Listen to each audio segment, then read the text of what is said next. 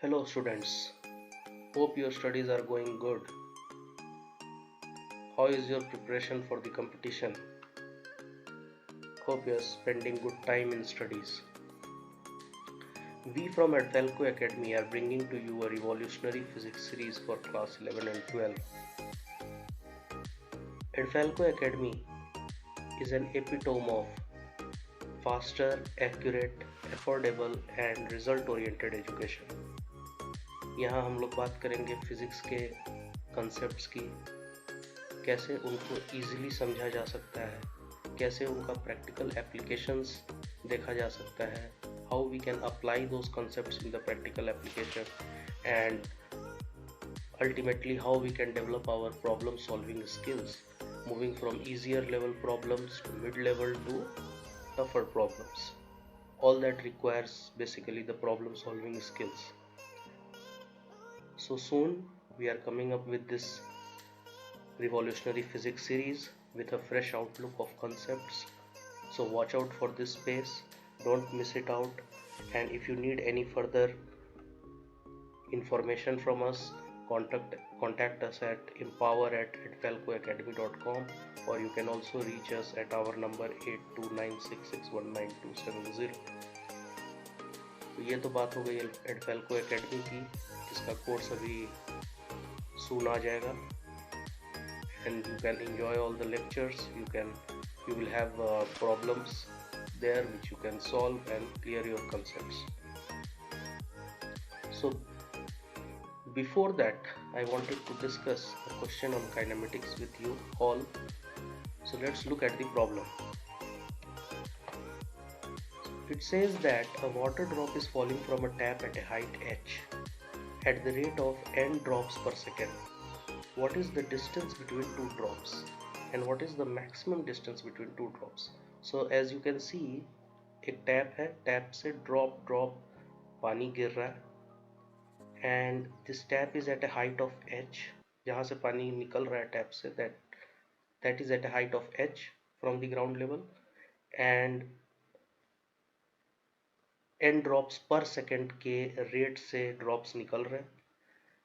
तो हमें फाइंड करना है कि किसी भी दो ड्रॉप के बीच की दूरी कितनी होगी, what is the distance between two drops, and also उनके बीच की मैक्सिमम दूरी कितनी हो सकती है. So what is the maximum distance between two drops.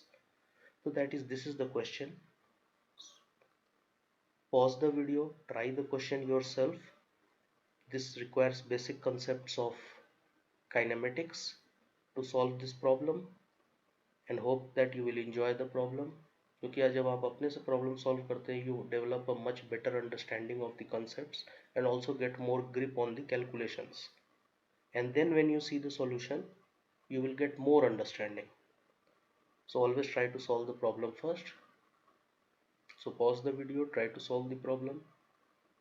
तो देखते हैं इसका आगे कैसा होता है इसका सॉल्यूशन. सो हमको पता है कि n drops are falling per second, right. तो इसका मतलब है कि एक ड्रॉप को फॉल करने में कितना टाइम लगेगा. एक ड्रॉप को फॉल करने में 1/n ऑफ अ सेकेंड लगेगा, और एक ड्रॉप के पीछे दूसरा ड्रॉप आ रहा है. तो इसका मतलब है कि दो ड्रॉप के बीच का जो टाइम है, एक ड्रॉप निकला टैप से और उसके बाद जो नेक्स्ट ड्रॉप निकलेगा, उन दोनों के बीच का जो टाइम होगा वो होगा 1/n second basically. So there are n drops falling per second, so the time elapsed between two drops is 1/n second. अभी किसी एक पर्टिकुलर ड्रॉप को पकड़ लेते हैं, कोई भी एक drop, any drop we will pick it up. So and we will see where that drop is with respect to the exit point from the tap. Tap से जब वो निकला है वहां से कितनी दूर पर है वो, after a time duration of t seconds, और t time duration of t. तो simple, s is equal to ut plus half gt square या half at square. We all know this formula. Here acceleration is a constant. We can apply this formula. We all know we can apply this formula only when acceleration is a constant. Here acceleration is indeed a constant. The value is basically acceleration due to gravity g, which is a fixed quantity constant. So we can say s is equal to ut plus half gt square. Also जब ये tap से निकल रहा है ये drop, we can safely assume that water is leaving the tap at a very low speed, almost equal to zero. So initial velocity u is also equal to zero. So expression becomes s is equal to half gt square. So वो drop, that drop which leaves the water tap, the tap, वो after t seconds, that drop will be at a distance of s is equal to half gt square from the exit of the tap. तो ये तो हो गया एक drop. अब ये drop के पहले जो ड्रॉप निकला था, इस ड्रॉप, ये तो ड्रॉप हो गई जो कि at a distance of S equal to half g t square distance पर है, बट इससे जो पहले जो ड्रॉप निकला था वो कहाँ है? तो ऑब्वियसली उसको भी हम लोग सेम फॉर्मूले से निकाल सकते हैं, हाफ जी टी स्क्वायर से, लेकिन उसके लिए जो टाइम इलेप्स हो चुका है, जो टाइम लग चुका है उसको ट्रेवल में, वो होगा t plus one by n. Plus one by n क्यों? बिकॉज वो drop one by n second पहले निकला होगा, क्योंकि हम लोग देख चुके हैं कि दो ड्रॉप के बीच का time one by n second है. तो इसका मतलब है कि जो इसके पहले जो ड्रॉप निकला है वो t plus one by n second पर निकला है. तो इसका मतलब कि हम लोग हाफ जी टी स्क्वायर में सेकेंड वाला जो ड्रॉप है, इसके पहले जो निकला है वो ड्रॉप, उसका अगर डिस्टेंस कैलकुलेट करते तो हाफ जी टी स्क्वायर की जगह पे टी की जगह पे t plus one by n का होल स्क्वायर कर लेंगे. तो ये हो गया, हम लोग को पता चल गया कि पहला ड्रॉप, एक पर्टिकुलर ड्रॉप कहाँ है, हाफ जी टी स्क्वायर पर है. उससे जो पहले जो ड्रॉप निकला है वो कहाँ है, half g t plus one by n whole square के डिस्टेंस पर है फ्रॉम दी टैप. तो इसका मतलब अभी सिंपल हो गया, इन दोनों को सब्ट्रैक्ट करेंगे, we can find out the distance between the two drops. So this the distance between two drop is nothing but s2 minus s1, which is half g t plus 1 by n whole square minus half g t square. When we do this calculation, we are going to get g by 2n square plus gt by n. Now one important thing to understand here is that this s2 minus s1 is not a constant number, it is changing with time, because we see कि दूसरे वाले term gt by n में t variable present है, so it is a time dependent function. Therefore ये जो distance है between drops, it is changing with time, and as time is increasing, as t is increasing, इनके बीच का distance भी increase कर रहा है. तो हमको अब जानना है कि इन दोनों के बीच का डिस्टेंस मैक्सिमम कब हो सकता है. तो इसके लिए हमको t मैक्सिमम होना चाहिए. इस एक्सप्रेशन से दिख रहा है सिंपल कि when s2 minus s1 will be maximum when t is maximum. Now when is t maximum? तो एक ड्रॉप था जिसकी हम लोग बात किए थे, एक ड्रॉप को पिक किए थे, उसको हम लोग t टाइम पर देख रहे थे, और उससे पहले वाला जो ड्रॉप था वो t plus one by n second पर था, मतलब इक्विवेलेंटली वो t plus one by n seconds का टाइम इलैप्स हो चुका था उसके लिए. तो जब वो ड्रॉप, जो पर्टिकुलर ड्रॉप हम लोग लिए थे, वो जब t, उसके लिए t मैक्स कब होगा उस ड्रॉप के लिए, जब उसके पहले वाला ड्रॉप ग्राउंड को हिट कर चुका होगा, क्योंकि ग्राउंड को हिट करने के बाद तो फिर वो और कहीं जा नहीं सकता, वो वहीं रहेगा, राइट. तो t जो मैक्सिमम t मैक्स कहाँ पहुंच सकता है, वो उस समय पहुंच सकता है जब उसके पहले वाला ड्रॉप ग्राउंड को जस्ट हिट कर दे. तो इसका मतलब है कि, और उसके पहले वाले के लिए कितना टाइम इलेप्स किया है, t plus one by n. तो अगर हमको एक पर्टिकुलर ड्रॉप का t मैक्स निकालना है तो उसके पहले वाला ड्रॉप जो है वो t max plus one by n पर होगा, और वो h हाइट को रीच कर चुका होगा. That means h is equal to half g t max plus one by n whole square. यहाँ से हम लोग को मिल जाएगा कि t max plus one by n is coming out to be square root of 2h by g. So that means t max is coming to be square root of 2h by g minus 1 by n. तो अभी simple हो गया, ये t max का value हमको उठा के उसमें डाल देना है कि s2 minus s1 का डिस्टेंस मैक्सिमम कितना होगा, तो उसमें g by 2n square plus gt की जगह पे gt max डाल देंगे by n.